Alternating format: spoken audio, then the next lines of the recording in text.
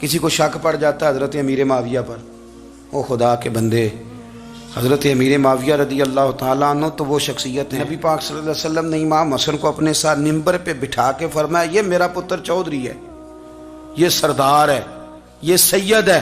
حضور کس طرح؟ فرمایا جب مسلمانوں کی دو جماعتیں لڑیں گی تو یہ صلح کرائے گا۔ تو وہ حضرت امیر معاویہ کی جماعت جس کے ساتھ حضرت امام حسن صلح کرے، تجھے کیوں نہیں قبول؟ بلا وجہ الجھتے ہو، بلا کہتے جی وہ یزید کے ابا جی تھے، تو نوح علیہ السلام کا بیٹا بھی تو کافر تھا نا، تو کافر کا باپ ہونے کا معنی یہ ہے کہ آپ الزام لگا دیں گے؟ عجیب آپ بات کرتے ہیں۔ قیامت میں کوئی کسی کا بوجھ، قرآن نے فیصلہ کر دیا ہے، کوئی کسی کا بوجھ، یزید اپنے معاملات کی جواب دے گا، اس کے گھر والے اس کی باتوں کا جواب، اور جو یہ کہتے ہیں نا کہ ان کے والد معاذ اللہ ٹھیک نہیں تھے، وہ یہ بھی لکھتے ہیں کہ یزید کا پتر بڑا ٹھیک تھا۔ یزید کے بیٹا ہے جس کا نام معاویہ بن یزید ہے، یزید کے بعد لوگوں نے تخت پہ بٹھایا، 40 دن اس نے حکومت کی، اور لوگوں سے کہنے لگا کہ نہ میں اس کرسی کے قابل ہوں، نہ میرا باپ قابل تھا۔ یزید کا پتر فرمایا نہ میں اس قابل ہوں، نہ میرا ابا قابل تھا، میں اس کرسی پہ کیسے بیٹھوں جس کے پایوں میں محبوب کی اولاد کا خون ہو؟ تلاش کر لو کوئی اپنا امیر، 40 دن کے اندر بندہ تلاش کر لو، میں اس قابل نہیں۔ تم یہ تو لکھتے ہو اس کے بیٹے کے بارے میں، یہ کیوں نہیں مانتے کہ حضرت امیر معاویہ کے ساتھ امام حسن نے صلح کی؟ آپ بات کو سمجھیں۔ اور کچھ اتنے بیوقوف ہیں، اتنے نادان ہیں، ان کو کوئی اور بات نہیں ملتی تو کہتے ہیں امام حسین کو آنا نہیں چاہیے تھا، حکومت بن گئی تھی، یزید بیٹھ گیا تھا، معاذ اللہ۔ پتہ ہے حضرت عبداللہ بن زبیر کیا فرماتے تھے؟ فرماتے تھے ہم تو یزید کے خلاف اس وقت نکلے کہ ہمیں یقین ہو، یہ اس بندے کی بات بتا رہا ہوں جسے گٹی میرے نبی پاک نے لواب دہن سے عطا فرمائی، لواب دہن سے گٹی دی رسول کریم۔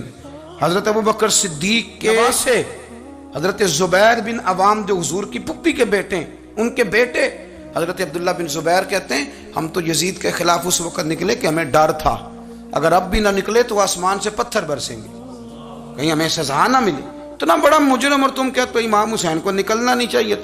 تو خرابی ہوتی ہے میرے عزیز، خرابی ہوتی۔ آپ کو پتہ ہے میں ان مسائل پر کم بات کرتا ہوں لیکن ضروری بڑا سمجھتا ہوں، میں سمجھتا ہوں یہ ضروری چیزیں۔ مہربانی فرمائیں کسی جگہ بھی کسی ایک کے بارے میں بھی اپنے عقیدے میں کبھی کوئی کمزوری پیدا، کبھی نہ کوئی کمزوری پیدا، اتنی سی بھی بات کسی کی سننا، کسی کی کرنا، ڈسکس، ہمارا منصب ہی نہیں، اور کچھ اور بیوقوف ہیں۔ میں یونیورسٹی میں تھا چند دن پہلے، تو لیکچر کے بعد ایک دوست مجھے کہنے لگے کہ مولوی ایک دوسرے کے پیچھے نماز نہیں پڑھتے۔ میں نے اس کو کچھ پیار کی دلیلیں بھی دی، محبت کی، اس کو کہتے ہیں الزامی جواب ہمارے اصول تفسیر میں۔ میں نے اسے کہا کہ ایک ڈاکٹر سے دوائی لے لیں، دوسرے کے پاس جائیں تو کہتا ہے اسے تو پتہ ہی کون نہیں، تم غلط آدمی کے پاس چلے گئے۔ تو اس سے آپ کو ٹینشن نہیں ہوتی؟ یہ روز سیاستدان دھما چوکڑی مچا رہے ہوتے ہیں کہ فلانا چور ہے، فلانا چور ہے، تو اس سے نہیں ٹینشن، مولویوں کی ٹینشن ہے تمہیں۔ کہنے لگا جی نہیں، کیوں نہیں نماز پڑھتے؟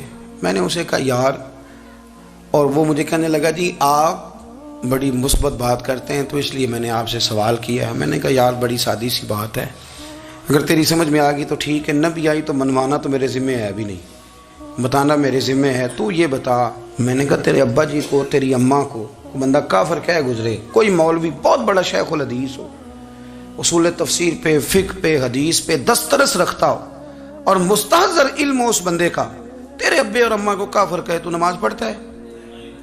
کہنے لگا نہیں۔ تو میں نے کہا جو میرے نبی پاک کے ماں باپ کو مشرک مانے، اور میں نے کہا اگر تم نے دلیل چاہیے ہوگی تو بندے میں تمہیں دوں گا اور بائی نیم دوں گا، اور میں ان کی تحریریں تمہیں دوں گا جو مر گئے یہ لکھتے ہوئے کہ چونکہ وہ پہلے چلے گئے تھے، انہوں نے کلمہ نہیں پڑھا، لہذا معاذ اللہ صبح معاذ اللہ دوزخ میں جائیں گے۔ تیرا حوصلہ پڑھتا ہے تو پڑھ نماز، میرا تو نہیں پڑھتا، میں کیسے پڑھوں؟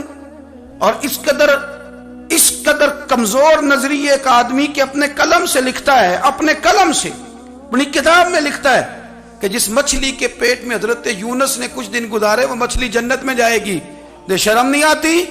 جس مچھلی کے پیٹ میں یونس چند دن رہے وہ جنت میں جائے گی، اور جس ماں کے پیٹ میں مدینے والے رسول 9 مہینے رہے، حیا نہیں آتی تجھے بات کرتے؟ پھر بھی سمجھ نہ آئے تو ہم سے آ کے عقیدہ سن، ہو درود تجھ پہ بھی آمنہ، ہو درود تجھ پہ بھی، تیرے لال پر بھی سلام ہو، تیری گود کتنی عظیم ہے، تیری گود کتنی یار آپ مجھے دلیل دینا، میں آپ ہماری ساڑی تے باٹی کونی تے سانجی کے جنال ہونی ہے، ہمارا کسی سے ذاتی رٹا ہی کوئی نہیں، آپ بات کو سمجھیں، لیکن تجھے کوئی اور چیز لکھنے کو ملی کوئی نہیں، تو نے قلم اٹھایا اور تو تکلیف دیتا ہے نبی پاک کو، تو وصیت والدین کو معاذ اللہ یہ لفظ کہہ کے گزر جاتا ہے، اور ان کے نام دیکھو، آمنہ، نام کیا ہے؟ آمنہ، آمنہ نام کافروں جیسا ہے، اور والد کا نام کیا ہے؟ سبحان اللہ، عبداللہ کا معنی ایک کافروں جیسا نام ہے، مت ماری ہے، اور کتابیں لکھی جا رہی ہیں اور سیرت لکھی جا رہی ہے اور دلیلیں دی جا رہی ہیں، لوگوں کو خیال ہی نہیں آتا، عجیب فلسفہ ہے۔ 4 اقوال ہمارے بزرگوں نے لکھے ہیں نبی پاک کے والدین کے بارے۔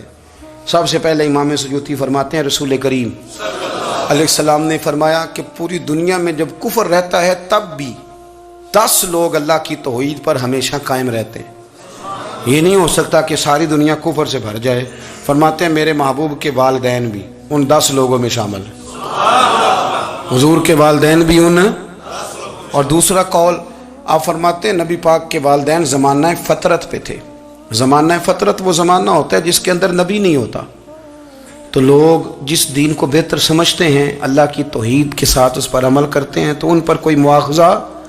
اور تیسری بات یہ کہ نبی پاک کے والدین حضرت ابراہیم کی ملت پر تھے، حضرت ابراہیم کے دین پر تھے، اور حضرت ابراہیم کا وہ دین ہے جس کو قرآن کہتا ہے کہ وہی دین ابراہیمی دین محمدی ہے صلی اللہ علیہ وسلم، وہی دین محمدی ہے۔